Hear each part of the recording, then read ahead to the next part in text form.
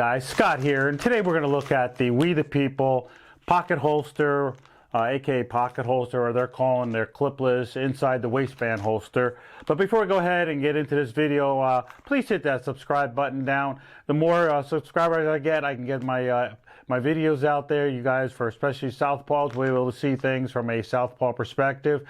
And I definitely appreciate the engagement I get from my subscribers. So definitely please hit that subscribe button. So let's go ahead and dive into this video, and let's just see how this work lines up with every other pocket holster that is out there. Okay, guys?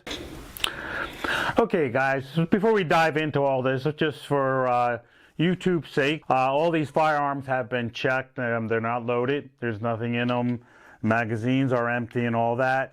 Because on this channel and on a personal life, I do follow all the, the safety rules for firearms. We treat all firearms as though they're loaded. We keep our fingers off the trigger until we're ready to shoot. We do not point our firearm at anything that we do not want to kill or destroy, and that we are aware of our target and what's beyond our target, in that situation. We do not want to have a situation where we might hit an innocent person and all that. So I do follow all that here. I do emphasize that with my family, my wife, and my kids.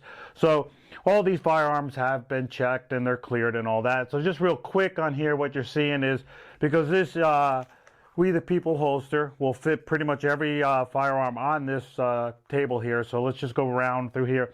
So this is the Canic TP9 subcompact. I initially bought this for my wife's Smith & Wesson 380. We have the Ross Martin RM1C. We have the Kimber Mako. And then we also have the Taurus G2C, which was the other purpose. This is my daughter's firearm, one of her firearms. And I purchased that because they do wear a lot of leggings and yoga pants. So I wanted to see how this would fit and work for them. So that is the guns on here. So we'll just go through specs here. This is made from a Premier Cordura. I reached out to them yesterday. They couldn't give me Cordura. They couldn't give me the denier, so I can't tell if it's a 500 denier or a 1,000 denier. But it is a good premium Cordura material, so it's going to hold up really well. Interior is very nice and all that. The stitching, they have like a material around it that covers it. The stitching is very nice, very straight, very even. Definitely going to hold up nice. Now they're sticky. The way they're creating a stickiness is just using a silicone material here, and from on the holster they have WTPH, so throughout the holster. So that is what's creating their tension and their stickiness between your body, and your waistband and all that. So that is the specs here. Now this one here is their medium one fit. And like I said, it'll fit all these firearms here, also the Glock, and that's why I pulled out my Ross Martin, because it's similar specs of a Glock 19 and all that. So those are the things here. And just to give you a reference here, this is my sticky holster. So pretty much similar in shape and style. So just to give you an idea of what we're looking at here. So I'm really impressed with this pocket holster. Also with any of the pocket holsters or clipless inside the waistband holsters. I am not a big appendix or inside the waistband person. I don't want to worry about, or my pants, having them loose enough that they'll feel comfortable and fit in there. And there's a couple other reasons, but honestly, this really makes a real comfortable fit. So definitely would like to, definitely improve these, recommend these. But, honestly, a lot of people go, oh no, it's got to be Kydex. We're looking at Kydex, it's more secure, it's safer, and all these things. And honestly, in my honest opinion, as an appendix or inside the waistband holster, to me, this is safer and less likely for you to have your gun be taken away or being knocked out of the holster than the Kydex. And you guys, so here's the Kydex here. Because the Kydex is a hard shell, right? And then you got your retention that is holding it in. Where the retention of holding that firearm is your body and your waistband and your belt. So that is going to squeeze there. So nothing is squeezing it on there unless you know, they get your pants off or anything like that, this is not going to go anywhere. So this is for my Kimber. Here, let me just break this down. So good retention, right? But if you're struggling, you're fighting with somebody and you're tussling around the ground and all this, they just break that tension just a fraction. Let's see if I can get, you're trying to be nice here. Oh, come on. So just a little bit. That gets bumped up just a little bit. That gun is out. Okay? So here, I put it into this. There it is. It's not going anywhere. You know, my body, my belt, everything is there. It's not going to go up. So if somebody hits, they're really going to have to grab that and pull it out. So to me, this is a real safe feature. And even if you hang it upside down, now granted, it will come out. But again, it's not going to come out because your body and your waistband is holding that in. They can literally take you and hang you over a rail, a banister, 10 stories up, and this thing will not come out because it is your tension of your body and your pants that are holding this in your belt, that it's holding it there. So I really don't see this coming, you know, disengaging. So to me, I feel like this is a great solution. And again, it covers the trigger guard, which everybody talks about. It must cover the trigger guard, which it does. So it does. It's a real nice feature. It's a lot more comfortable than having this hard polythermal, you know, type of plastic in there. So it's definitely not comfortable. I don't know how, you know, we can debate that or not, you know, about inside the waistband. And everybody has their own opinion. I had friends who would carry their staccatos, you know, the full-size staccatos inside the waistband with a Kydex holster, and they were comfortable with it. Now, you know, walking around, probably, yeah, but when you sit down, you're in a car, you're traveling, I'm not sure where that lies. So, for safety reason and everything else, I feel like this is a good solution. Now, the other thing people have a drawback on is like, oh, but when you pull the gun out, your holster now will collapse. How are you going to get your holster back, your gun back into the holster? Now, honestly, yes, I think even the sticky holster, and you know, the people tell you need to take the holster out of your waistband and put the gun in, and then and put the gun back in. Now, honestly, if I'm in a situation, a self-defense situation or anything like that, this firearm is not going to be holstered until I feel like the whole situation is neutralized and I'm in a safe position. So for me, I'm not going to worry about holstering this while I have my firearm draw, you know, so that is not a big issue. So you know, once everything is neutralized, you pull it out, you put it in, and you stick it back into your waistband. So not really as big of a thing. And also people, you know, I was always taught you're going to look the firearm into the holster. So, you know, again, not a big deal. I don't think, you know, I think people try to find that one little thing or whatever to make it, you know, oh, that's not worth it. You know, same thing with the leather. Oh, leather will, you know, collapse and this, that, and the other thing. And, you know, after a while, it'll collapse. But if you get a good leather holster, man, that thing's going to last you a lifetime, you know. So, I mean, again, I know, I think right now the theme is Kydex, you know, having Kydex. This is also, I think this is a polythermal, this is not a Kydex. But, you know, so that's where people are. So all of these, right now, these have been perfect. This works really well. Now, of all the firearms here, I have not carried it with my Canik TP9 SF subcompact or the Ross Martin. I thought these would be too big to carry, and just before I did this video, you know, I tested it out wearing it as inside the waistband, appendix carry, and also on the hip at 3 o'clock, you know.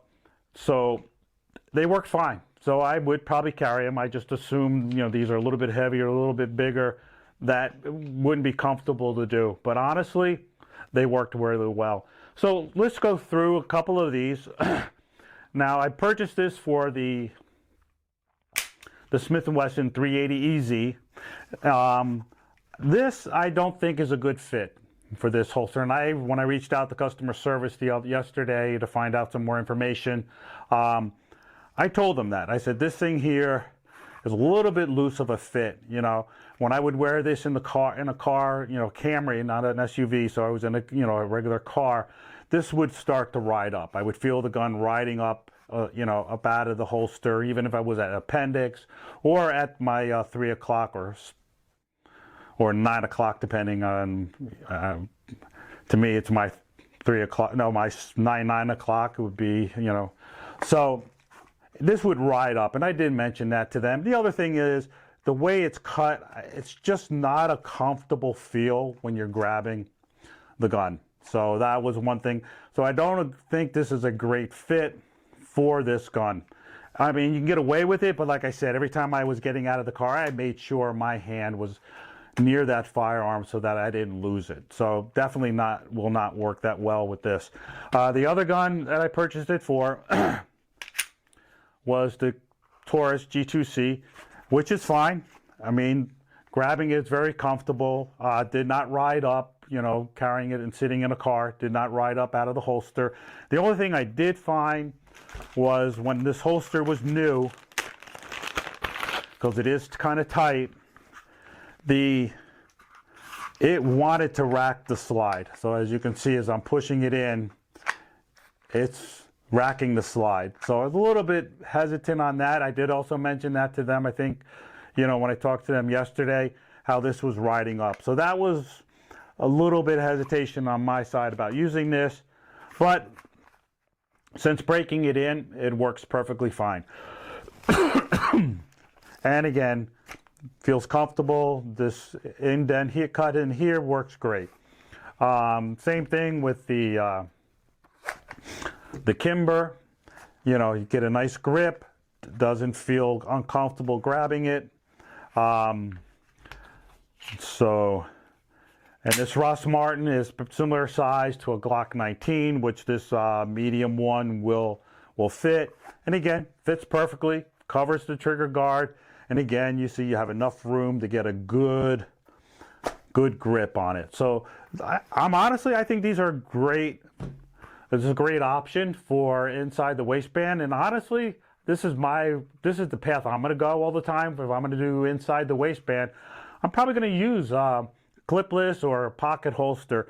Now, this is definitely not, for these firearms, are not a pocket holster. I think once you get past your LCP Max, your new Bodyguard by Smith & Wesson, and I think Diamondback just came out with a real small firearm, that's where it gets to be a point where these cross over from being a pocket holster to a, you know, inside the waistband. And I think that's why they're calling it clipless inside the waistband holster. So the only time it becomes, like I said, it's the size of the firearm that's going to allow you to do a pocket, carry this in a pocket. You know, I'm definitely not going to put my Ross Martin in, put it in my front pocket, and then everybody looking around says, oh, what do you got in what's in your pocket, you know, as everything's protruding out. So definitely would not use this, putting this in my pocket. Even if I had cargo pants or tactical pants with big pockets on the side, I'm not reaching down to try to grab the gun out of this.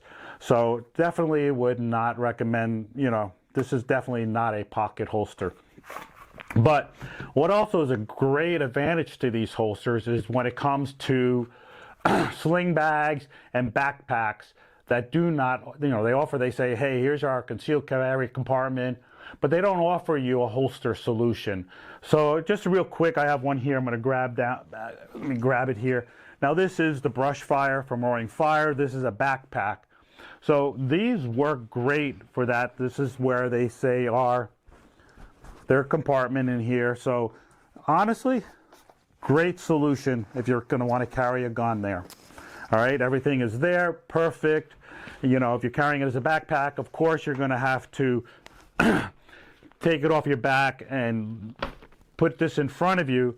But since you don't really have any tension, if you see, I still can pull it out, because if you grab here and you get it to the point where it's down where the two zippers meet, it pretty much stays in there, allowing you to draw the firearm out.